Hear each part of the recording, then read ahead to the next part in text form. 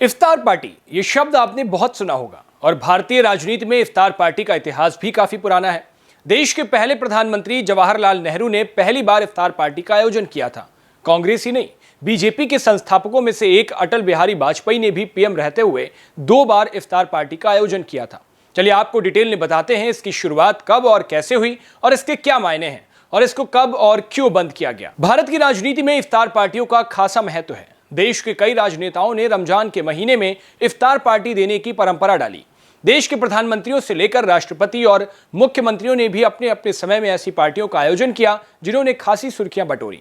आजादी के बाद देश के पहले प्रधानमंत्री जवाहरलाल नेहरू ने पहली बार इफ्तार पार्टी का आयोजन किया था। कांग्रेस ही नहीं, बीजेपी के संस्थापकों में से एक अटल बिहारी वाजपेयी ने भी पीएम रहते हुए 2 बार इफ्तार पार्टी का आयोजन किया था। कुल मिलाकर इफ्तार पार्टी को नेताओं के राजनीतिक कौशल से भी जोड़ा गया और कई बार राजनीति में इनका गहरा असर भी दिखा। भारत के पहले प्रधानमंत्री जवाहरलाल नेहरू ने 7 जंतर मंतर रोड पर पहली बार इफ्तार पार्टी का आयोजन किया था। कहा जाता है कि इसके पीछे उनका मकसद मुस्लिमों को विभाजन के दर्द से उबारने के साथ साथ उनके अंदर आत्मविश्वास जगाना था। लेकिन लाल बहादुर शास्त्री ने पीएम रहते हुए इफ्तार पार्टी बंद कर दी। इसके बाद नेहरू की बेटी इंदिरा गांधी जब प्रधानमंत्री बनी तो उन्होंने इफ्तार पार्टी का आयोजन किया।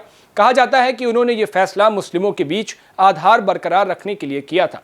वहीं उत्तर प्रदेश में हेमवती नंदन बहुगुणा ने साल 1974 में मुख्यमंत्री रहते हुए आधिकारिक रूप से इफ्तार पार्टी की शुरुआत की। यूपी में आगे चलकर सीएम हाउस में यह परंपरा बन गई। हालांकि यूपी के मौजूदा मुख्यमंत्री योगी आदित्यनाथ ने अपने मुख्यमंत्री कार्यकाल में एक बार भी इफ्तार पार्टी का आयोजन नहीं किया। उन्होंने इस परंपरा को तोड़ते हुए कन्या पूजन किया। उनसे पहले यूपी में बतौर सीएम मुलायम सिंह यादव, राजनाथ सिंह, कल्याण सिंह, मायावती और अखिलेश यादव सीएम हाउस पर इफ्तार पार्टी देते थे। बीजेपी की बात करें तो उनके प्रमुख नेता और पूर्व प्रधानमंत्री अटल बिहारी वाजपेयी ने पीएम रहते हुए 2 बार इफ्तार पार्टी का आयोजन किया था। उन्होंने इफ्तार पार्टी आयोजित करने की जिम्मेदारी उस समय की कैबिनेट मंत्री शहनवाज हुसैन को दी थी। राष्ट्रपति भवन में भी इफ्तार पार्टियां आयोजित होती हैं, लेकिन जब एपीजे अब्दुल कलाम राष्ट्रपति बने तो उन्होंने इस पर रोक लगा दी। उनके पद से हटने के बाद प्रणब मुखर्जी और प्रतिभा पाटिल ने राष्ट्रपति भवन में दोबारा इफ्तार पार्टी देने की परंपरा को शुरू किया। साल 2017 में राष्ट्रपति के रूप में प्रणब मुखर्जी ने जब अपनी आखिरी इफ्तार पार्टी दी थी, उस समय मोदी मंत्रिमंडल के सभी सदस्य इससे गैर हाजिर रहे। हाल ही में 7 साल बाद अब कांग्रेस नेता राहुल गांधी इफ्तार पार्टी में नजर आए। राहुल गांधी इससे पहले 2018 की इफ्तार पार्टी में नजर आए थे, जिसकी बतौर कांग्रेस अध्यक्ष उन्होंने खुद मेजबानी की थी। उसके बाद लोकसभा चुनाव में हार के बाद कांग्रेस अध्यक्ष के पद से उन्होंने इस्तीफा दे दिया था। कांग्रेस नेता राहुल गांधी करीब 7 साल के बाद 26 मार्च को इफ्तार पार्टी में शामिल हुए। राज्यसभा सांसद और कांग्रेस अल्पसंख्यक विभाग के प्रमुख इमरान प्रतापगढ़ी की इफ्तार पार्टी में नेता विपक्ष राहुल गांधी, कांग्रेस अध्यक्ष मल्लिकार्जुन खड़गे और इंडिया गठबंधन के कई सांसदों ने शिरकत की। समाजवादी पार्टी से धर्मेंद्र यादव, जया बच्चन, आम आदमी पार्टी से संजय सिंह, टीएमसी से महुआ मोइत्रा, एनसीपी से शरद पवार से सांसद फौजिया खान इमरान प्रतापगढ़ी के घर इफ्तार पार्टी में शिरकत करते दिखे।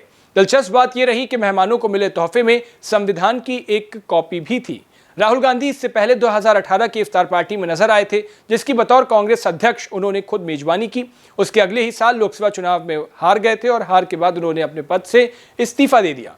कांग्रेस अध्यक्ष के तौर पर बीते 2.5 सालों के कार्यकाल में मल्लिकार्जुन खड़गे ने इफ्तार पार्टी का आयोजन नहीं किया है। हालांकि बीते हफ्ते इंडियन यूनियन मुस्लिम लीग द्वारा आयोजित इफ्तार पार्टी में खड़गे नजर आए थे, जिसमें सोनिया गांधी भी शामिल हुई थी।